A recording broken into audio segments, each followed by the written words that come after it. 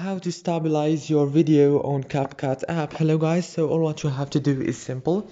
Go to CapCut. As you can see right here, this is the home page.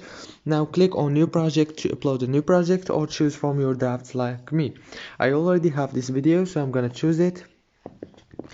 Now go down, click on edit, swipe right here until you find the stabilize option right here and click on it. As you can see, now choose how you want to stabilize your video, click OK, and now wait a few seconds and your video will be stabilized. If this video was helpful for you, please don't forget to like and subscribe, and thank you so much for watching until the end. See you later.